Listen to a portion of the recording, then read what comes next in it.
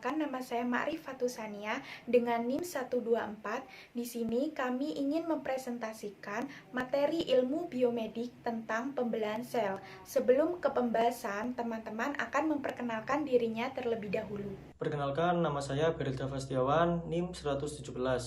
Perkenalkan, nama saya Norman Ardiansah, NIM 123. Saya Zajian Faizah dengan nomor NIM 118. Perkenalkan, nama saya Alvina Ida Yufikianda dengan NIM 116. Perkenalkan, nama saya Nadira Permatawardhani, NIM 121. Perkenalkan, nama saya Fitratul Hasanah dengan nomor NIM 119. Perkenalkan, nama saya Fatimah Zahra dengan NIM 122. Perkenalkan, nama saya Elok Martasel Sabila, NIM 125. Pembahasan yang pertama adalah tentang definisi dan pengertian pembelahan sel. Pembelahan sel adalah peristiwa di mana sebuah sel membelah diri menjadi dua atau lebih menjadi sel baru. Pembelahan sel merupakan cara sel memperbanyak diri atau yang disebut dengan reproduksi. Sel sebagai bagian terkecil yang menyusun tubuh makhluk hidup. Tujuan pembelahan sel adalah untuk menambah jumlah dan jenis sel atau membentuk sel-sel lain dengan tujuan tertentu. Adapun fungsi pembelahan sel, yang pertama adalah fungsi pembelahan sel pada makhluk hidup uniseluler dan yang kedua adalah fungsi pembelahan sel pada makhluk hidup multiseluler. Sel sendiri mengalami pembelahan untuk kegiatan yang ia butuhkan. Contohnya ada pertumbuhan, perbaikan, dan juga reproduksi atau perkembangbiakan. Pertumbuhan, makhluk hidup dapat bertumbuh karena sel-sel yang bertambah banyak. Semakin banyak sel dalam tubuh makhluk hidup, maka akan semakin besar pula ukuran makhluk hidup tersebut. Untuk perbaikan, ketika tubuh kita terluka, maka setelah beberapa waktu yang akan datang, luka itu akan tertutup kembali atau sembuh. Pada bagian tubuh yang terluka tersebut, sesungguhnya terjadi kerusakan jaringan. Nah, perbaikan kerusakan jaringan pada tubuh merupakan hasil proses pembelahan sel. Untuk reproduksi atau perkembangbiakan, pembelahan sel ditujukan untuk berkembang biak, untuk melestarikan keturunan, dengan beranak, bertelur, dan masih banyak lagi. Jenis pembelahan sel. Yang pertama adalah pembelahan prokariotik. Proses pembelahan sel pada organisme prokariot dikenal juga dengan visibility atau binary fission, karena sifat dari organisme prokariotik yang sangat sederhana dengan hanya memiliki satu membran dan tidak ada pembagian internal. Proses pembelahan sel pada organisme prokariotik hanya mereplikasikan atau menirukan DNA-nya dan memisah menjadi dua bagian. Proses pembelahan mitosis menghasilkan sel dengan susunan genetika yang sama persis dengan susunan genetika sel induk. Proses pembelahan mitosis terjadi pada seluruh sel tubuh, yaitu somasis, kecuali pada sel kelamin alias gamet pada tumbuhan. Proses pembelahan sel mitosis terjadi pada jaringan meristem. Ada beberapa tahapan dalam proses pembelahan mitosis, yaitu 1. Profase. Profase yaitu proses perubahan yang terjadi pada sitoplasma dan nukleus saat benang-benang kromatin memendek serta menebal menjadi kromosom. 2. Metafase, yaitu fase di mana kromatid bergerak menuju bagian tengah inti sel untuk membentuk lempeng metafase. Anafase, yaitu fase di mana kromatid memisahkan diri dengan bagian sentromer untuk membentuk kromosom baru.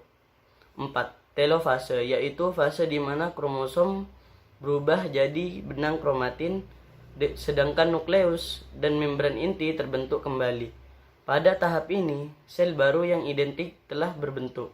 Yang ketiga, pembelahan meiosis. Pembelahan meiosis merupakan pembelahan sel kelamin atau gamet yang sering disebut dengan pembelahan reduksi. Pembelahan reduksi itu sendiri merupakan pembelahan sel induk diploid 2N yang menghasilkan 4 sel haploid. Pembelahan meiosis terjadi dari 4 tahapan.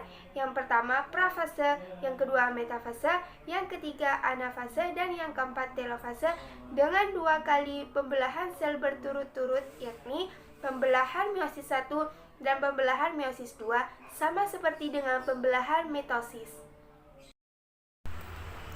Proses pembelahan meiosis berlangsung dalam 2 tingkatan, yakni meiosis 1 dan meiosis 2. Meiosis 1 terdapat profase 1, membran inti mulai rusak menjadi bagian-bagian kecil atau fragmen dan kromosom mulai mengganda, kemudian memadat. Metafase 1, kromosom berjejer pada bidang pembelahan. Anafase 1, kromosom bergerak menuju ke kutub-kutub yang saling berlawanan.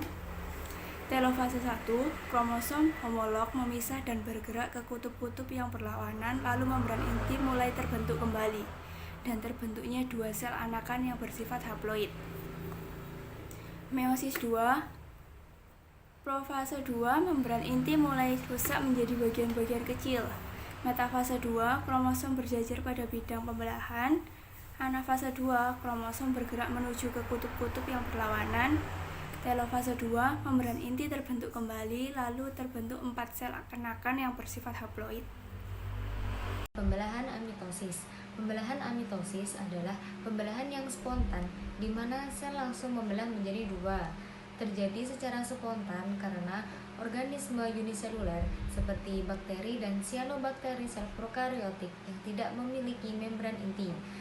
Bagaimana proses sel bakteri dan cyanobacteria membelah diri? Langkah pertama yaitu kromosom-kromosom pada bakteri atau cyanobacteria harus menggandakan diri terlebih dahulu. Caranya bagaimana? Caranya adalah dengan menempelkan ke membran plasma dan melakukan proses penggandaan yang disebut sebagai duplikasi. Yang kedua, di saat yang sama, sel bakteri atau cyanobacteria ikut memanjang dan bagian tengahnya melekuk ke dalam membagi sel menjadi 2. Setelah itu, setiap kromosom akan terbagi ke masing-masing calon sel baru.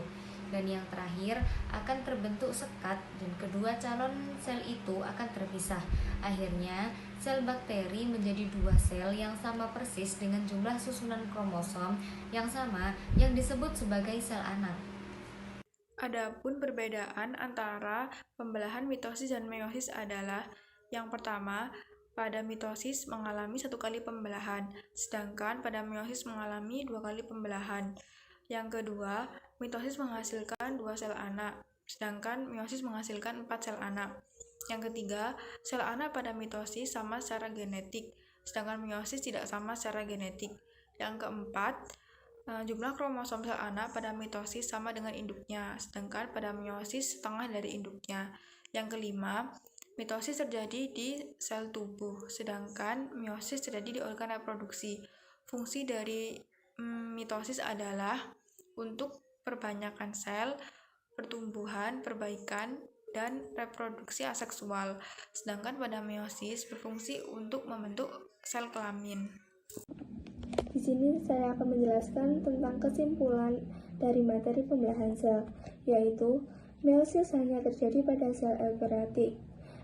Pada hewan, meiosis terjadi pada saat memproduksi sel gamet. Pada tumbuhan, meiosis hanya terjadi untuk memproduksi spora, sedangkan sel gametnya diproduksi dengan proses mitosis. Meiosis memiliki peranan penting dalam reproduksi karena proses meiosis membagi jumlah kromosom menjadi 2, sehingga jumlah sel anakannya menjadi setengahnya atau N haploid. Hal ini dibutuhkan karena saat fertilisasi atau pembuahan, yaitu proses peleburan sel gamet jantan dengan betina, kromosom-kromosom antara kedua induknya akan melebur menjadi 1 nukleus. Jika tidak terjadi pembagian jumlah saat meiosis, jumlah kromosom setelah pembuahan adalah 4N, bukan 2N. Perbedaan antara mitosis dan meiosis hanya terjadi pada jumlah proses, jumlah hasil anakan, jumlah kromosom anakan, dan terjadi proses pembelahan. sedangkan fase atau langkah yang dilalui tetap sama.